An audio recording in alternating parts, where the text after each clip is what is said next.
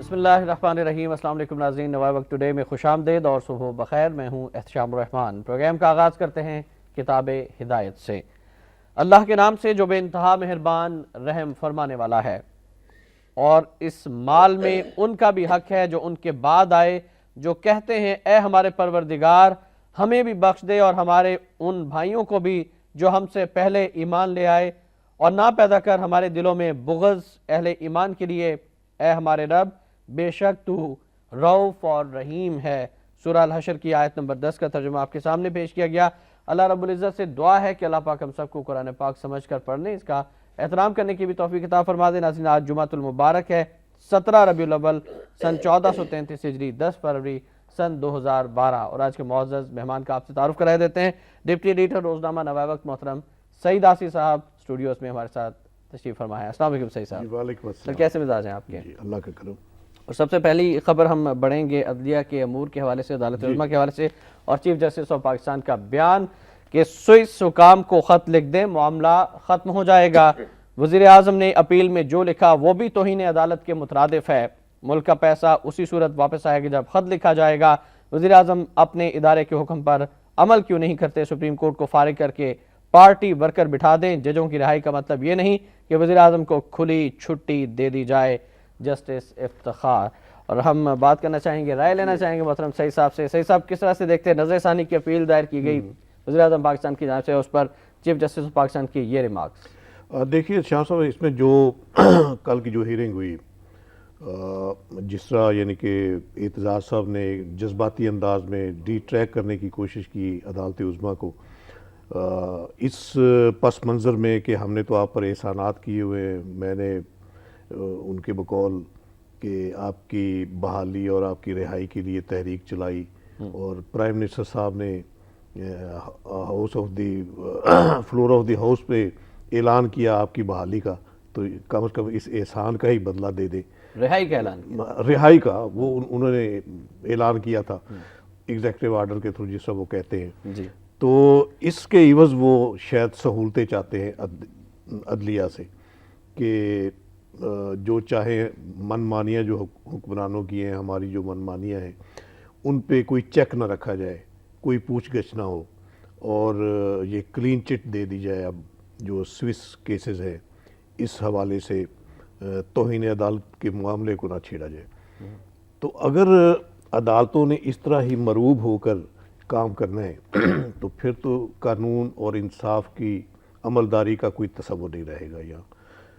तो इस तनाज़ुर में अब ज़ाहिर है जिसका कल यानी फाजिल जजेस की तरफ से रिमार्क्स दिए गए, उससे तो ये बिल्कुल क्लियर कट, बिल्कुल यानी कि आप इसे कहें कि दीवार पे लिखा है। ये जो फैसला वो फैसला ऑलरेडी हो चुका है। मैं तो पहले भी आपके इसी प्रोग्राम में कई बार अर्ज़ कर चुका हूँ कि 17 जजों ने जो फैसला दिया था वो सोच समझ कर ही दिया था। उन्हें भी पता था कि सदर को इस्तिस्ना हासिल है ये 248 के तहत।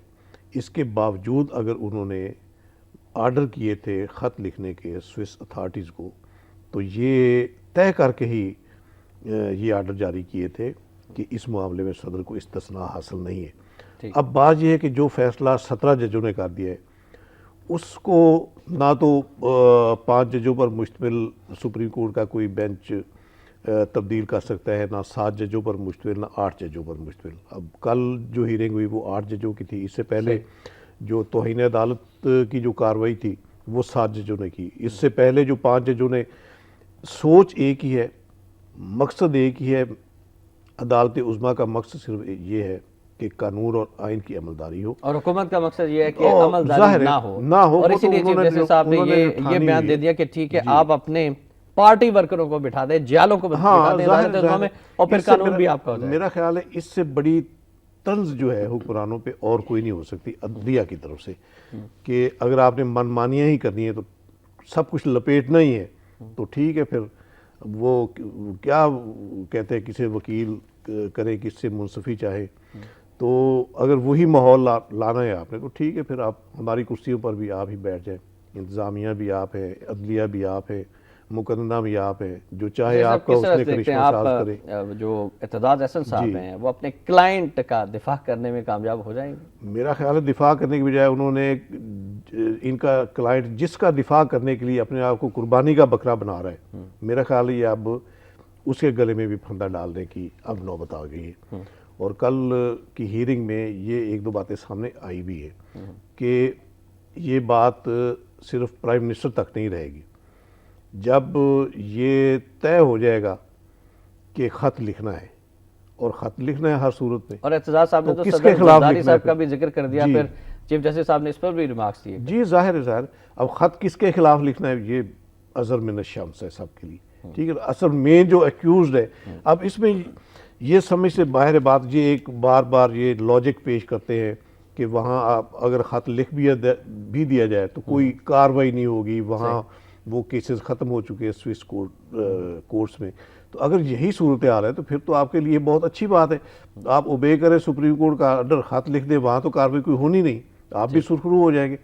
اگر یہ اوائڈ کر رہے ہیں تو پیچھے کچھ ہے، کوئی بات ہے، تو کچھ تو ہے جس کی پردہ داری ہے. اس لیے یہ معاملے اتنے آسان نہیں ہیں. یہ اگر انہوں نے الٹ پلٹ کا ارادہ کیا ہوا ہے، سب کچھ تہس نہس کرنے کی ٹھانی ہوئی ہے، تو اس میں سب سے پہلے ان کے اقتدار کے پاؤں کے نیچے سے کلین سرکے گا. اس کے بعد یہ سسٹم لیکن پرائم منسٹر آف پاکستان تو یہ فرما رہے ہیں کہ فوج ہمارے ساتھ ہے. کون فرما رہے ہیں؟ پرائم منسٹر آف پاکستان کا یہ بیان ہے کہ فوج ہمارے ساتھ. یہ خوش فہمی ہوتی ہے نا. ابھی کل میں کسی صاحب کا تبصرہ سن رہا تھا کہ شاید فوج کے ساتھ انہوں نے بنا لیے اور عدلیہ کے ساتھ ابھی نہیں بنا پائے. یعنی ایک یہ امیج، ایک تاثر کریٹ کرنے کی کوشش کی جا رہی ہے کہ اگر کوئی خرابیاں ہیں اس سسٹم میں تو اس میں سب شریک ہے، سب حصے دار ہیں. بالکل صحیح صاحب، ہم بھی منتظر ہیں کہ کیا فیصلہ آتا ہے اس نظر ثانی اپیل کا بھی. اگلی خبر جو کہ انتہائی اہمیت کی حامل بھی ہے ناظرین، بلوچستان کے حوالے سے پاکستان میں تو تشویش تھی، لیکن اب ہماری تشویش میں اور اضافہ ہو گیا چونکہ امریکہ میں بھی امریکی کانگریس میں بلوچستان کے حوالے سے بحث ہوئی ہے اور یہ انتہائی تشویشناک صورتحال ہے. بلوچ آزادی چاہتے ہیں، فوجی کارروائیاں بند کی جائیں. ارکان امریکی کانگریس کمیٹی. بلوچستان میں پنجابیوں کی ٹارگٹ کلنگ کی جا رہی ہے. کرسٹن فیئر. 4000 افراد لاپتہ ہے. Ralph Peter's. کشمیریوں کو بھی حق خود ارادیت ملنا چاہیے. یہ امریکی کانگریس کمیٹی کے جو اراکین ہیں ان کے بیانات ہیں. دوسری جانب ایک اور خبر بلوچستان سے حوالے سے یہ ہے کہ ارکان سینٹ نے شدید احتجاج بھی کیا ہے. کانگریس کمیٹی میں صوبے کے معاملات پر بحث کے خلاف شدید رد عمل. بلوچستان کی صورتحال ہمارا داخلی معاملہ ہے، امریکی مداخلت برداشت نہیں کریں گے. ارکان سینٹ. خود مختاری پر حملے کی اجازت نہیں دی جا سکتی. پاکستانی پارلیمنٹ وال اسٹریٹ پر احتجاج کا نوٹس لیتے ہوئے اس پر اپنا اجلاس. فوری بلائے رضا ربانی. امریکیوں کو کشمیر میں بھارت کا ظلم کیوں نظر نہیں آتا. اس پر ہم بات کرنا چاہیں گے کہ بلوچستان کا مسئلہ پاکستان کا اندرونی معاملہ ہے، لیکن کیا وہ سازشیں جو آج سے 10 سال پہلے، وہ نقشے جو 10 سال پہلے امریکی تھنک ٹینکس نے بنائے تھے، کیا ان پر وہ اب عمل درآمد کرنا چاہتے ہیں؟ اور اگر وہ یہ چاہتے ہیں تو خدا نخواستہ یہ بہت بڑی سازش نہیں ہے پاکستان کے خلاف؟ اس میں دیکھیے جی، سازش تو بالکل سیدھی سیدھی ہے، لیکن افسوس کی صورتحال یہ ہے جس طرح اب یہ ارکان سینٹ نے کل یہ کہا کہ یہ ہمارا داخلی معاملہ ہے اور اس میں امریکی مداخلت برداشت نہیں کریں گے. یہی اصل میں بات ہے کہ ہم بات کر جاتے ہیں، دعوے کر لیتے ہیں کہ ہم یہ نہیں ہونے دیں گے، وہ نہیں ہونے دیں گے، عمل کچھ نہیں کرتے. اگر ہم نے جس طرح ایک عزم کیا تھا، فیصلہ کیا تھا یہ ڈرون کے اگینسٹ کہ اب کوئی ڈرون برداشت نہیں کریں گے اور جو ڈرون آئے گا حملے کی نیت سے اسے مار گرایا جائے گا، اگر اس فیصلے پہ عمل کر لیا جاتا تو یہاں تک نوبت نہ آتی. صحیح. اب ظاہر ہے اس میں امریکہ کو بھی پتہ ہے کہ انہوں نے گیدڑ ببکیاں لگانی ہیں، کرنا کچھ نہیں ہے، تو اس لیے ان کے حوصلے بلند ہوتے ہیں. تو وہ ان کو جو پتہ ہے چاہتے کہ ہیں ہمارے ہی لوگ بیٹھے ہوئے ہیں، اس جی لیے ظاہر وہ ہے، کوئی ظاہر ہے ایسا اس مسئلہ میں نہیں ہے. ویکیلیکس نے انکشاف کر اور چکی ہے. اس میں دیکھیں جی، یہ بلوچستان کے معاملے میں سب سے زیادہ جو افسوسناک صورتحال ہے نا، یہ کانگریس کمیٹی کی جو میٹنگ ہوئی، یہ بلائی ہی بلوچستان کے ایشو پہ گئی تھی، لیکن اس کے ساتھ پھر ڈسکس ہوا انڈیا کا رول. یعنی انڈیا کو انہوں نے خطے کا رہنما بنانے کی، اس کو علاقے کی تھانے داری دینے کی بات کی. جو ان کی کہ پہلے وہ- سے خواہش ہے. جی اور اور دیکھیں سینیٹر نا، جان کیری نے بھی اس میں- اسی حوالے سے جی، بیان اسی دیا حوالے میں- اور لوگر نے وہ بھی اسی حوالے سے بیان دیا. اسی اجلاس میں تھا سینیٹر جان کیری، تو اس اجلاس کی صدارت کر رہا تھا نا کہ وہ اس خارجہ امور کمیٹی کا چیئرمین ہے. جی ہاں. تو اس اجلاس کے دوران ہی انہوں نے جو ریمارکس پاس کیے انڈیا کے حوالے سے. اب اس میں دیکھیے کہ سب سے زیادہ انٹریگ جو ہے بلوچستان میں، جو حالات خراب ہوئے ہیں، آزادی کی جو نام نہاد تحریکیں وہاں چل رہی ہیں، وہ انڈین ایجنسی جو راہ ہے اس کی فنڈڈ کے ساتھ اس کی سرپرستی میں ہو رہی ہے سارا معاملہ. تو یہ کڑیاں آپ دیکھیں نا آپس میں ملتی ہے. اور صحیح صاحب آپ نہیں سمجھتے، اب کھل کر یہ بات سامنے آ گئی کہ ناپاک اتحاد ثلاثہ جس میں بھارت، امریکہ اور اسرائیل شامل ہیں، وہ نہیں چاہتے کہ بلوچستان میں امن ہو، اور وہ بلوچستان میں حالات خراب کرنا چاہتے ہیں. اور پھر ان کی یہ بھی پلاننگ ہو سکتی ہے کہ یہاں پر اقوام متحدہ کی فوجیں اتارے جائیں مستقبل قریب میں، حالات کو اس نہج کے ڈکلیئر کر دیں. دیکھیے ناپاک کی طرح ہم اس کو شیطانی اتحاد ثلاثہ کہتے ہیں، امریکہ، انڈیا، اسرائیل مل کے جو. تو ان کے عزائم تو پہلے دن سے ہماری سالمیت کے خلاف ہے. یہ ہمارے حکمران ان کا فرنٹ لائن اتحادی کلیم کرتے ہیں اپنے آپ کو، لیکن در حقیقت یہ دونوں ہمارے بدترین دشمن ہیں، امریکہ اور انڈیا. ان دونوں کا گٹھ جوڑ جو ہے وہ ہماری سالمیت کے خلاف ہے. لیکن صحیح صاحب سوال یہ ہے کہ ہمارے حکمرانوں نے اپنے بلوچستان کی حفاظت کے لیے اب تک کیا اقدامات کیے ہیں؟ اگر اقدامات کیے ہوتے تو یہاں تک نوبت کیوں آتی؟ اب بھی دیکھیے نا، یعنی کہ ان کی بے نیازی آپ سمجھ لیں، بے تدبیری آپ کہہ لیں کہ کل ان کا سٹیٹمنٹ تھا، ہماری جو انفارمیشن منسٹر فردوس عاشق آوان، وہ یہ کہہ رہی تھی کہ یہ جو پاکستان کے جو پرچم جلا رہے ہیں ان کے ساتھ بات نہیں ہو رہی، ان کے ساتھ ہماری بات نہیں ہو سکتی.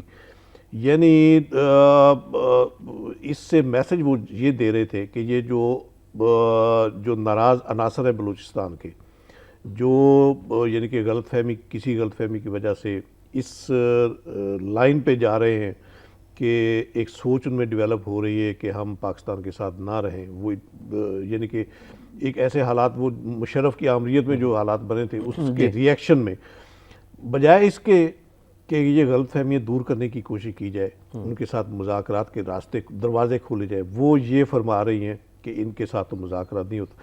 حالانکہ انہیں یہ دیکھنا چاہیے کہ یہ جو پرچم جلا رہے ہیں یہ لوگ ہیں کون؟ یہ وہ تو ہیں ہی نہیں جو ناراضگی کا ویسے اظہار کرتا. یہ تو انڈیا کے سیدھے ایجنٹ ہیں، بلکہ انڈیا کے اعلی کار لوگ جو ہیں، اب تو یہ بات بھی سامنے آ چکی ہے کہ مشرقی پاکستان میں جب علیحدگی تحریک چلی، مکتی باہنی کے بارے سے بات کی جاتی ہے، مکتی باہنی بھی بھارتی فوجی ہی تھے، اور اب یہ لوگ جو ہیں یہ بھی بھارت کے ہی لوگ ہیں، اسرائیل کے لوگ ہیں، امریکہ کے لوگ ہیں، جن کو تربیت دے کر یہاں پر بھیجا جا رہا ہے. کوسل خانے کھولنے کے مقاصد کیا ہو؟ ساری یہ وہی گیم پلان ہے، وہی تاریخ کو دہرانے کا معاملہ ہے. انڈیا تو جو ہے ظاہر ہے اس کے تو پہلے دن سے عزائم تھے، جب سے پاکستان قائم ہوا اس خطہ ارض پہ. پاکستان کے نام سے جب آزاد مملکت، جسے ہم مملکت خدا داد پاکستان کہتے ہیں، اس کو اس نے پہلے دن سے برداشت نہیں کیا، قبول نہیں کیا. پہلے دن سے ہی اس نے سازشوں کا آغاز کر دیا تھا. تو اب یعنی کہ ان سازشوں کی تحت ہی مشرقی پاکستان کا سانحہ ہوا. اس کے بعد بھی وہ چین سے نہیں بیٹھا. نیت اس کی پورے پاکستان کو ہڑپ کرنے کی ہے، اور وہ اپنی سازشوں کو آگے بڑھاتا اب اس سٹیج پر آ چکا ہے کہ بلوچستان میں بھی خدا نہ کرے کہ مشرقی پاکستان جیسے حالات اب پیدا ہوتے نظر آ رہے ہیں. اس میں تو بہت دانش مندی کا مظاہرہ کرنا چاہیے ہمارے حکمرانوں کو، بجائے اس کے کہ آپ اقدامات اب دیکھیں. ہمارے صدر صاحب کلیم کرتے ہیں اپنے آپ کو بلوچ لیڈر کلیم کرتے ہیں. جب پیپلز پارٹی اقتدار میں آئی، یہ اچھا ایک پازیٹیو ایک میسج تھا. صدر صاحب نے اعلان کیا کہ میں معافی مانگتا ہوں بلوچ قوم سے. معافی ظاہر ہے وہ جو مشرف کے دور میں جو ظلم و جبر ہوا تھا بلوچستان میں، ان پر وہ معافی مانگ رہے تھے. لیکن بات یہ ہے کہ صرف زبانی جمع خرچ سے تو معاملہ نہیں نہ آگے چل سکتا. لیکن وہ پرویز مشرف جنہوں نے بلوچستان کا حالات مزید خراب کیے، جلتی پر تیل کا کام کیا، ان کو تو آپ نے ریڈ کارپٹ الوداعیہ دیا. اسی وجہ سے تو مزید وہ پیدا ہوئی نا، منافرتیں مزید پیدا ہوئی بلوچ قوم میں، کہ جو ہمارا اصل کلپرٹ ہے اس کو آپ سہولتیں دے کر آپ نے امریکہ بھجوا دیا ہوا ہے، باہر بھجوا دیا ہے. وہ نومینیٹ ہے، نامزد ہے نواب بگٹی کے قتل کے کیس میں.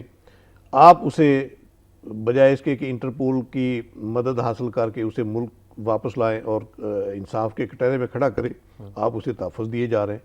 تو اس سے ظاہر ہے ان کی اپنی حکمرانوں کی نیت کا بھی پھر اندازہ ہوا. تو اس سے زیادہ منافرتیں، زیادہ غلط فہمیاں، زیادہ فاصلے پیدا ہوئے پھر.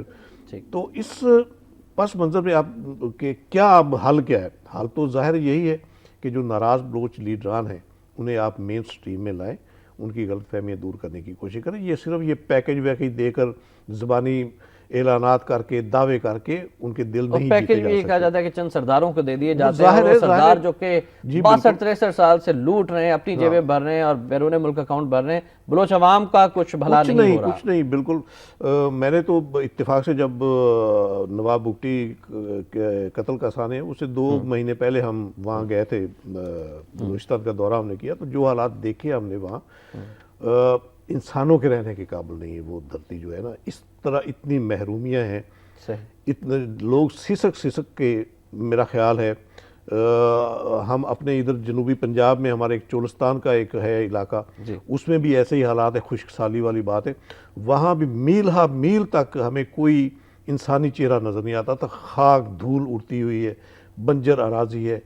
اور ایسے ماحول میں آپ دیکھیے بلوچ قوم یعنی کہ جانفشانی محنت کش ہیں. وہ بے شک انہیں اگر وسائل مہیا اور ہوں، محب وطن بھی جی ہیں، بالکل، لیکن وہ چند عناصر ہیں جو کہ بیرونی طاقتوں کے اعلی کار بنے ہوئے ہیں. ہمیں اس چیز وہ پر بھی اعلی کار بھی ہمارے حکمرانوں کی بے تدبیریوں کی وجہ سے انہوں نے دھکیلا ہے انہیں.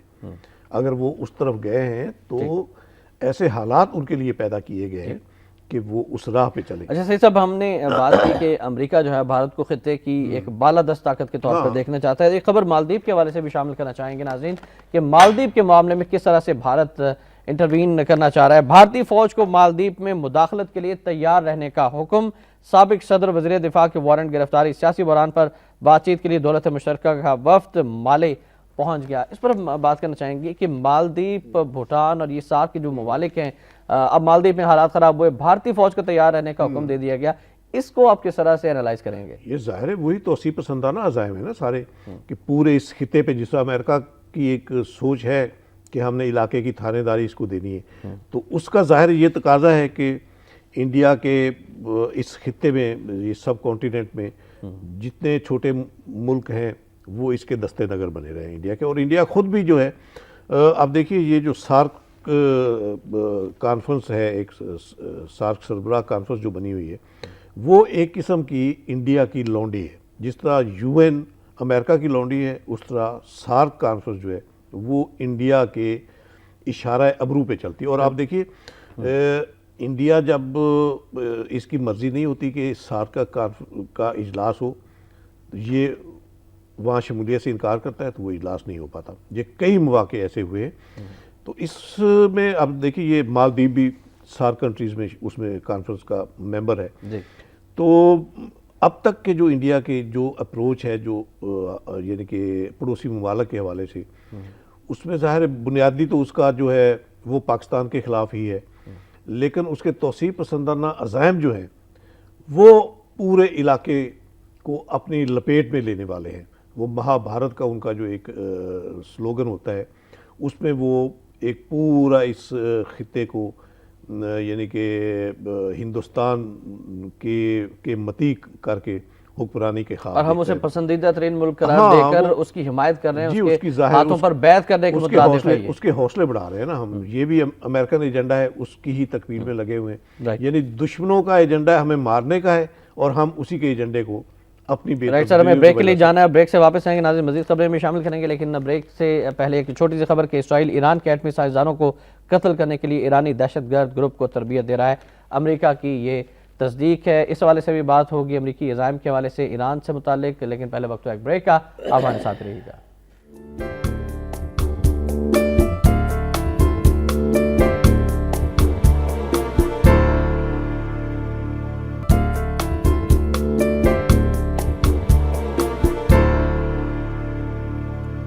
ویب ٹوڈے میں ایک بار پھر آپ کو خوش آمدید کہیں گے ناظرین. ہمارا نمبر ہے 363076111. I repeat 363076111. کال کیجئے. سعید آصف صاحب تشریف فرمائیں، ان سے آپ بات بھی کر سکتے ہیں، اور جو خبریں ہم نے ڈسکس کی ہیں ان پر آپ رائے بھی لے سکتے ہیں سعید صاحب کی. سعید صاحب، خطے کی جو صورتحال ہے، خاص طور پر ایران کے حوالے سے اگر ہم دیکھیں، امریکہ کی جارحانہ پالیسی ہے، پھر شام سے متعلق بھی ان کی پالیسی ایگریسو ہے، اور روس اور چائنا کے ویٹو کے باوجود وہ چاہتے ہیں کہ شام میں بھی فوجیں اتاریں اور ایران پر بھی اٹیک کیا جائے. کیا یہ صورتحال کوئی تیسری عالمی جنگ کا منظرنامہ پیش کر رہی ہے؟ دیکھیے جی، ہمیں تو یقین ہے پورا کہ اگر تیسری جنگ ہونی ہے تو وہ روایتی جنگ نہیں ہوگی جیسے پہلے 2 جنگیں ہوئی ہیں، یہ ایٹمی جنگ ہوگی. صحیح. اور ایٹمی جنگ میں زیادہ طول نہیں ہوگا، پھر یہ منٹوں کی بات ہوگی، لمحوں کی بات ہوگی، ایٹم بم چلنے کی بات ہوگی، اس کے بعد تباہی. میں تو اس کو سمجھتا ہوں کہ یہ شاید یہی قیامت کا منظر ہوگا. جو نشانیاں قیامت کی ہیں، جس طرح وہ بتایا جاتا ہے کہ قیامت میں کس طرح پہاڑ روئی کے گالوں کی طرح اڑتے نظر آئیں گے، تو جب ایٹم بم چلے گا تو یہ وہی منظر ہوتا ہے سارا. صحیح. اور میں نہیں سمجھتا کہ اب جس طرح جتنے ایٹم بم موجود ہیں اس دنیا کے ہر کونے میں ایٹم بم موجود ہے، صحیح. کسی ایک جگہ پہ ایٹم بم چلے گا تو پھر سارے چل جائیں گے، اور سب سے زیادہ امریکہ اور اسرائیل کے پاس اس کرۂ ارض پہ پھر کچھ نہیں بچے گا.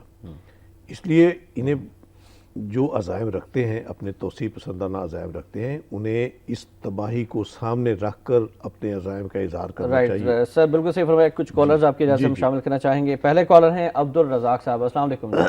وعلیکم السلام جی. احتشام صاحب، آصف صاحب سے میرے چھوٹے چھوٹے 2 سوال ہیں. جی پہلا سوال یہ ہے کہ بحیثیت قوم ہر شعبے سے تعلق رکھنے والے لوگ کیا آصف صاحب سمجھتے نہیں کہ ہم اپنا آج قربان کرنے کے لیے تیار نہیں ہیں اپنے کل کے لیے، اپنی آنے والی نسلوں کے لیے؟ دوسرا سوال میرا یہ ہے کہ حالیہ جو ڈرون حملے ہو رہے ہیں، اس سے یہ چیز ثابت نہیں ہو رہی کہ حکومت اور ہماری فوج کے سپہ سالاروں کا ایجنڈا ایک ہی ہے، یہ پاکستانی قوم کو بیوقوف بنایا جا رہا ہے صرف اس لیے کہ اس ایجنڈے کی تکمیل کی. ٹھیک، thank you very much Abdul Razzaq صاحب. مسز جاوید صاحبہ کی کال بھی شامل کرتے ہیں، پھر ڈرون ٹریکس کے حوالے سے بات کریں گے. جی السلام علیکم مسز جاوید صاحب. السلام علیکم احتشام بھائی اور جاوید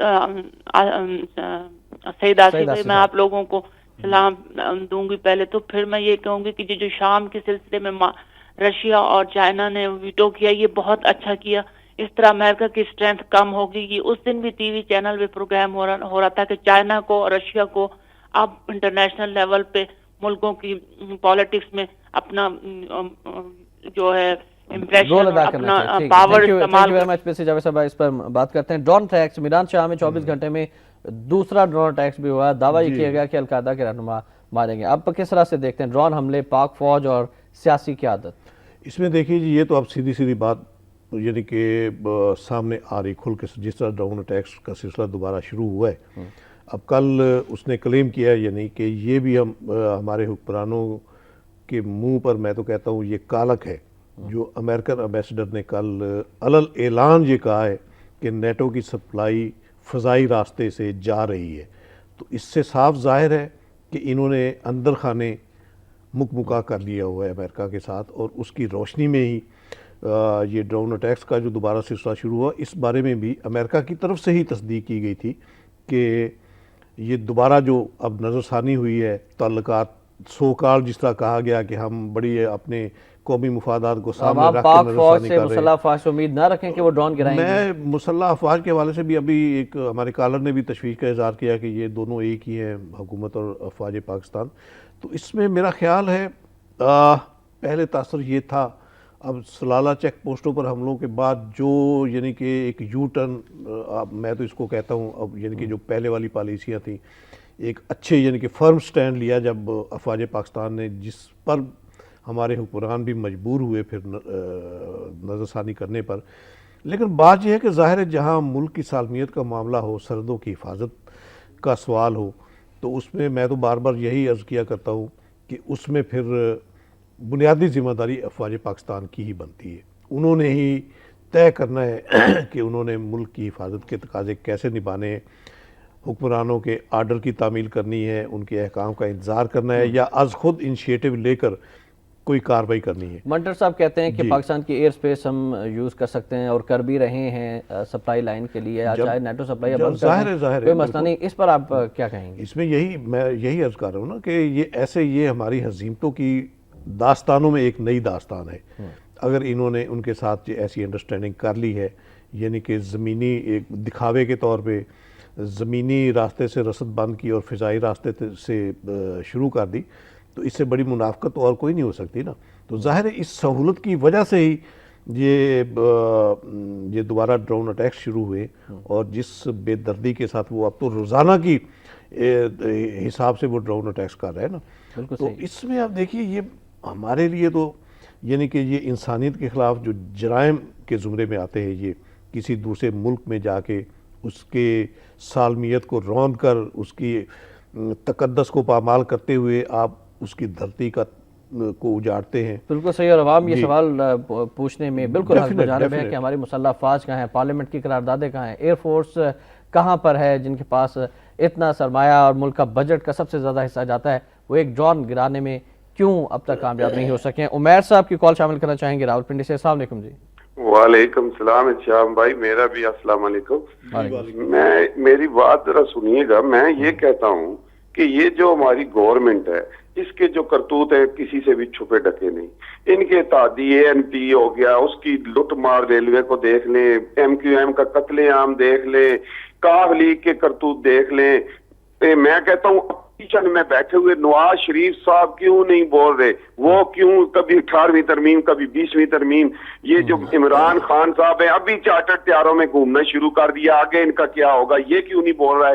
ڈرون اٹیک ہو رہے ہیں، مسلسل ہو رہے ہیں، وہ فوج کا ہمارا سپاہ سالار کیوں بزدل بن گیا؟ ہمیں فوج کے بارے میں بولنا چاہیے، میری فوج بہت پیاری ہے، میں سپاہ سالار کی بات کر رہا ہوں، وہ کیوں بزدل بن کے بیٹھا ہوا ہے؟ کیوں نہیں گراتا ڈرون؟ کیا پاکستانی کی جان نہیں ہے؟ اس کی جان کی کوئی قیمت نہیں؟ بلوچستان میں مرنے والے جتنے پاکستانی ہیں ان کی حفاظت کون کرے گا؟ اگر یہ نہیں کر سکتے تو استعفیٰ دے دے۔ تھینک یو ویری مچ جی۔ نجیب صاحب بھی لاہور سے، السلام علیکم نجیب صاحب۔ وعلیکم السلام جناب، خیریت سے آپ؟ الحمدللہ جی، فرمائیے۔ یہ میں تھوڑی سی آج امریکہ سے متعلق خبر ہے بلوچستان کی، اس پر کہوں گا وہی قرآن سے لا تعلقی کی بات کو آگے بڑھاتے ہوئے کہ اللہ تعالیٰ تو ہمیں بہت پہلے کہہ چکا ہے کہ یہود و نصارہ کو اپنا دوست مت بناؤ، یہ تمہارے خیر خواہ نہیں ہو سکتے جب تک کہ تم ان کا دین اختیار نہ کر لو۔ ایک بات دوسری پہ اللہ تعالیٰ ایک جگہ اور بھی کہہ رہا ہے کہ ان کی دشمنی جو دلوں میں چھپی ہوئی ہے اب وہ ان کی رویوں سے بھی ظاہر ہو چکی ہے۔ تو جو حکمرانوں کا رویہ ہے ہمارا وہ تو ہم سب کے سامنے ہے، لیکن مجھے تو افسوس ان چینلوں پہ بھی ہوتا ہے بہت سارے جن کی ہیڈ لائن ہی بھارت کے فلمی اداکاروں کی خبروں کے بارے مکمل نہیں ہوتی، تو ہم کیا بھارت کو اور کشمیر کو میسج دے رہے ہیں کہ جی ہم تو ساتھ ہیں آپ کے، ہمارا میڈیا بھی ساتھ ہے، ہماری حکومت بھی ساتھ ہے، لیکن اللہ تعالیٰ انشاءاللہ تعالیٰ جب ہم توبہ کر لیں گے، توبۃ النصوح جسے کہتے ہیں، انشاءاللہ اللہ رجوع کر لیں گے، حالات بدل جائیں گے۔ بالکل صحیح جی، تھینک یو ویری مچ نجیب صاحب۔ ہمیں توبہ کرنے کی ضرورت ہے، دو جانب قرآن پاک میں واضح طور پر ہدایات ہیں اللہ پاک کی طرف سے کہ یہود و نصارہ کا دوست نہ بناؤ، لیکن ہمارے سیاستدان منافقت کی عظیم ترین مثال بن چکے ہیں اس وقت، اور وہ کبھی 20ویں ترمیم پر متفق ہوتے ہیں، کبھی اپنے اقتدار بچانے کے لیے متفق ہوتے ہیں، 4 سال تک ایک دوسرے کو سہولتیں دیتے ہیں، نام اپوزیشن کا بھی استعمال کیا جاتا ہے، لیکن عوام کی کوئی پرواہ نہیں، مہنگائی ہوتی جائے کوئی فکر نہیں، کیونکہ ان کی دولت آ رہی ہے، دوسرا ڈرار ٹیکس، لوگ مرتے جائیں، بلوچستان کا معاملہ ہے، کوئی پرواہ نہیں ہے کسی کو۔ کیا کہیں گے ڈاکٹر؟ اس میں دیکھیے شام صاحب واقعی بہت تشویشناک صورتحال ہے، جس طرح ایک ہمارے محترم کالر نے بھی یہ کہا کہ یہ جو حکمران طبقات ہیں ان کو عوام کی فلاح و بہبود کی تو کوئی پرواہ نہیں ہے، سوائے اپنے اللہ تللوں کے انہیں اور کچھ نہیں سوچتا۔ جو منتخب فورم ہیں ہمارے پارلیمنٹ کے، صوبائی اسمبلیوں کے، ان پر عام آدمی کے لیے تو کبھی آج تک آواز نہیں اٹھائی گئی۔ اگر آواز اٹھتی ہے تو ان کی اپنی مراد کی، اپنے حقوق کی، اپنی سہولتوں کی، تو اس میں ظاہر ہے عوام تو دیکھ رہے ہیں، حکمرانوں کے کرتوت بھی دیکھ رہے ہیں، اور میں تو یہ کہتا ہوں یہ جو حکمران اتحاد ہے یہ بھی ایک قسم کا شیطانی اتحاد ثلاثہ ہے، جو 3 جماعتیں ہیں، یہ عوام کے خلاف شیطانی اتحاد ثلاثہ ہے، ملک کے مفادات کے خلاف یہ ہے کہ انہیں سوائے اپنے مفادات کے اور کسی سے کوئی سروکار نہیں، کوئی غرض نہیں انہیں۔ تو عوام کو اب ظاہر کردار، بنیادی کردار تو اب عوام نے ہی ادا کرنا ہے۔ جس طرح ایک تبدیلی کی ایک لہر اٹھی ہے، شعور بیدار ہو رہا ہے، جس سے یہ جذبز بھی ہوتے ہیں ہمارے حکمران طبقات، اور جو متبادل قیادت کے طور پہ جس طرح ہم کہتے ہیں کہ جو اپوزیشن کا جو کردار ہماری مسلم لیگ نون کے جو قائد ہیں نواز شریف صاحب، ان سے ہم امیدیں وابستہ کرتے ہیں کہ وہ شاید کوئی گڈز ڈیلیور کریں، متبادل قیادت کے طور پر کوئی ایسا پروگرام لے کے آئیں جس سے ملک اور عوام کا مقدر سنور سکتا ہو، لیکن کوئی ایسی امید نظر نہیں آتی۔ اب بھی دیکھیے یہ جو 20ویں آئینی ترمیم کے حوالے سے جو معاملہ چل رہا ہے، اس میں بھی سوائے یعنی ان کے مفادات کے تو اور کوئی بات نہیں، اس میں عوام کے فائدے کی تو کوئی بات نہیں۔ 20ویں آئینی ترمیم، میں ٹھیک ہے، یہ ایک آئینی تقاضا ہے. سپریم کورٹ نے جو ایجیٹیٹ کیا تو جو ایک یعنی کہ کمی تھی اس میں الیکشن کمیشن کی تشکیل کے حوالے سے، اس کے بعد پھر جو ضمنی انتخابات ہوئے، جو یعنی کہ بے ضابطگیوں کی موجودگی میں جو ضمنی انتخابات ہوئے ان کو لیگلائز کرنے کے لیے، لیکن یہ ظاہر ہے یہ تو ان کے اپنے مفادات کی بات ہے نا. بالکل صحیح. اس میں عوام کا تو کوئی سروکار نہیں. اگر کسی کوئی ڈی سیٹ ہوتا ہے، کوئی خود غرض ممبر جس نے اپنے حلقے سے ووٹ لینے کے بعد اسے فراموش کر دیا ہوا، اگر وہ ڈی سیٹ ہو جاتا ہے تو میرے خیال ہے اس حلقے کے عوام کے لیے تو طمانینت کا باعث بنے گا. کتنی ہی شرم کی بات ہے، افسوس کی بات ہے. یہ کہا جاتا ہے کہ پارلیمنٹ سپریم ہے، لیکن اسی پارلیمنٹ میں سب سے زیادہ جعلی ڈگری لینے والے لوگ بیٹھے ہوئے ہیں. ہاں صحیح بات ہے، انتہائی شرم کا مقام ہے. اور اب بھی کہا جاتا ہے کہ پارلیمنٹ، میں وہی عرض کر رہا ہوں نا کہ اس یعنی کہ سسٹم کو بچانے کے نام کے یہ ڈھکوسلا ایک جو میاں صاحب نے اختیار کیا ہوا ہے کہ ہم نے سسٹم کو بچانا ہے، اسے گرنے نہیں دینا، اس کے نام پہ یہ جو کرپٹ حکمرانوں کو بار بار سہارا دیتے ہیں. اور یہ بھی اب یہ جو ایفرٹ ہے نا 20ویں آئینی ترمیم والی، یہ بھی انہی کرپٹ حکمرانوں کو بچانے والی بالکل صحیح ہے. وہ خبر بھی شامل کرنا چاہوں گا، پھر کالم کی جانب بڑھیں گے کہ ناظرین، نگران حکومت سربراہ کے لیے وزیراعظم اور اپوزیشن لیڈر اتفاق رائے سے نام تجویز کریں گے. 20ویں ترمیم پر حکومت اپوزیشن مذاکرات کامیاب، دونوں میں اتفاق رائے نہ ہوا تو 6 ارکان پر مشتمل کمیٹی کا فیصلہ حتمی ہوگا. ذرائع معاملے کی حتمی منظوری وفاقی کابینہ دے گی اور متحدہ نے کثیر الجماعتی کمیٹی کی تجویز دے دی. تحفظات دور کرنے کے لیے خورشید شاہ کا اسفندیار اور فاروق ستار سے رابطہ، اس کے علاوہ کاف لیگ سے بھی رابطے کیے گئے ہیں. ناظرین، مزید ہم گفتگو اس پر کریں گے آگے چل کے، لیکن اب بڑھتے ہیں آج کے نوائے وقت کالم کی جانب.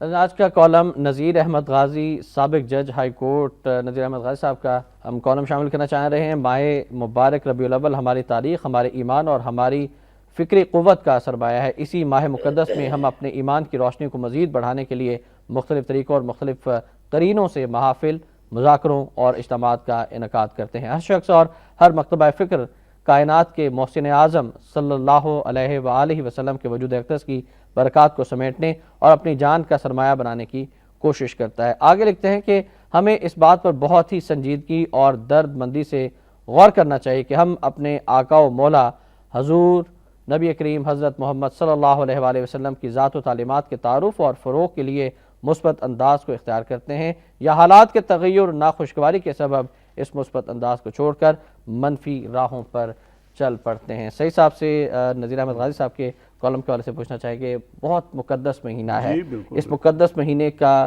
احترام، اس مقدس مہینے کا پیغام کیا ہے اور ہماری قوم اس پیغام کو سمجھ کر کس طرح سے آگے بڑھ سکتی ہے؟ دیکھیے جی اسلام صاحب، یہ اس ماہ مقدس کا ایک ایک دن، ایک ایک لمحہ، ایک ایک گھڑی جو ہے یہ ہمارے لیے لائق صد احترام ہے.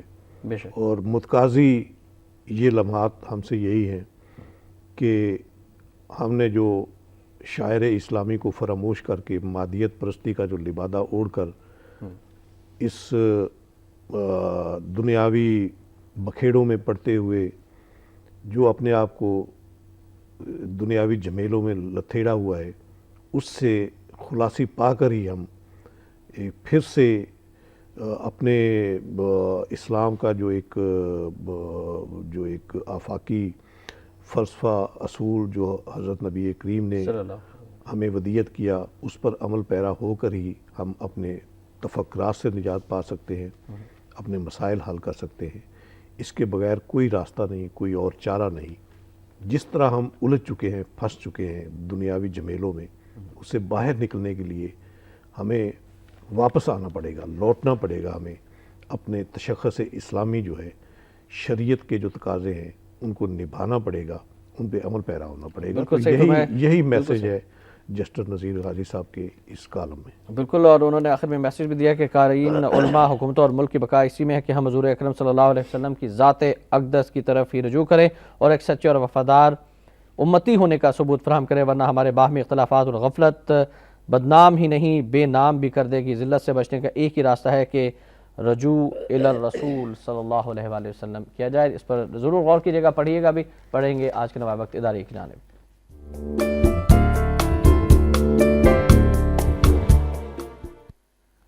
ناظرین آج کا اداریہ بھی بلوچستان کے حالات کے حوالے سے ہے۔ امریکی سینٹ کمیٹی کا بلوچستان پر اجلاس اور بھارت کو علاقائی تھانے دار بنانے کا عندیہ۔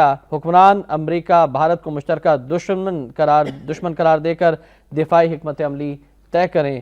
امریکی سینٹ کی خارجہ تعلقات کمیٹی کے چیئرمین جان کیری نے کہا ہے کہ امریکہ بھارت کو خطے کے رہنما کے طور پر دیکھنا چاہتا ہے، جبکہ سینیٹر رچرڈ لوگر کا کہنا ہے کہ امریکہ کو پاکستان اور افغانستان میں عدم استحکام اور چین کی بڑھتی ہوئی فوجی طاقت پر تشویش ہے۔ اداریہ کی آخری لائنز یہ ہیں کہ حکمرانوں کو ملک کی سالمیت کے خلاف جاری بیرونی سازشوں کا ادراک کرتے ہوئے امریکہ کو نہ صرف بلوچستان کے معاملات کو سینٹ کمیٹی میں زیر بحث لانے پر سخت پیغام دینا چاہیے، بلکہ اس سے مستقل طور پر دامن چھڑا کر ملک کی سلامتی کی فکر بھی کرنی چاہیے۔ اور میرا سوال ہے، عوام کا سوال یہ ہے کہ کیا موجودہ حکمرانوں سے یہ توقعات کی جا سکتی ہیں؟ موجودہ حکمرانوں سے کیا توقعات کی جا سکتی ہے اس بارے میں؟ اب دیکھیے، وہ تو خود یعنی انہوں نے اپنے آپ کو گرہ میں باندھ لیا ہے۔ امریکہ کی غلامی کا جو پٹا ہے وہ اپنے گلے میں ڈال کر انہوں نے ملک کی حزیمتوں کی داستانوں کو آگے بڑھانے میں کوئی کسر نہیں چھوڑی۔ پھر امریکہ کو دشمن کون قرار دے گا؟ امریکہ اور بھارت کو یہی دشمن کون بات ہے قرار نا، یہی بات ہے، یہ لمحہ فکریہ ہے۔ اگر امریکہ جو ہے انڈیا کو اس خطے کا رہنما قرار دے رہا ہے، اس کی سرپرستی کر رہا ہے، اور وہ انڈیا جس کے ہمیں ہڑپ کرنے کے عزائم ہے، اگر وہ امریکہ کا رہنما ہے تو امریکہ ہمارا کیا ہے؟ پھر ہم اس کے فرنٹ لائن اتحادی کا کردار ادا کر کے کیا اپنے آپ کو ختم کرنے کے لیے یہ کردار ہم نے قبول کیا؟ تو یہ واقعی لمحہ فکریہ ہے، اس وقت یہ سوچنے والی بات ہے کہ اگر امریکہ انڈیا کی سرپرستی کر رہا ہے تو وہ در حقیقت ہماری سالمیت کے خلاف اس کی سرپرستی کر رہا ہے، کیونکہ انڈیا کا تو بنیادی مقصد ہی ہماری سلامتی کو ختم کرنے کا ہے۔ تو یہ میرا خیال ہے یہی وقت ہے، ہمارے حکمران سوچیں، عسکری قیادتیں بھی سوچیں، یہ لمحہ فکریہ ہے، اور عوام بھی سوچے کہ آئندہ امریکہ کی جاروں کو اسمبلیوں تک نہیں پہنچانا ہے، ملک کے غداروں کو اسمبلیوں تک نہیں پہنچانا ہے، بالکل اور اب ہر ایک کی ذمہ داری کرنا ہوگا اپنے ہر ایک کی ذمہ داری اسے ادا کرنا ہوگی اب، ورنہ نجات کی کوئی راہ نہیں، کوئی سبیل نہیں۔ بہت شکریہ سعید آصف صاحب، اب تشریف لائے، بہت عام موضوعات پر گفتگو سر، تھینک یو ویری مچ۔ ناظرین آخر میں فرمان قائد اعظم رحمۃ اللہ علیہ شامل کرنا چاہیں گے۔ جلسہ عام حیدرآباد دکن 11 جولائی سن 1946 کو قائد اعظم نے فرمایا تھا کہ اگر ہم قرآن مجید کو اپنا آخری اور قطعی رہبر بنا کر شیوائے صبر و رضا پر کاربند ہوں اور اس ارشاد خداوندی کو کبھی فراموش نہ کریں کہ تمام مسلمان بھائی بھائی ہیں، تو ہمیں دنیا کی کوئی ایک طاقت یا کئی طاقتیں مل کر بھی مغلوب نہیں کر سکتی۔ ہم فتح یاب ہوں گے اسی طرح جس طرح مٹھی بھر مسلمانوں نے ایران اور روم کی سلطنتوں کے تختے الٹ دیے تھے۔ اس پر بھی ضرور غور کیجیے گا ناظرین، ہمیں آج متحد ہونے کی بہت ضرورت ہے۔ شام الرحمان کو نوائے وقت ٹوڈے سے اجازت دیجیے، اللہ حافظ۔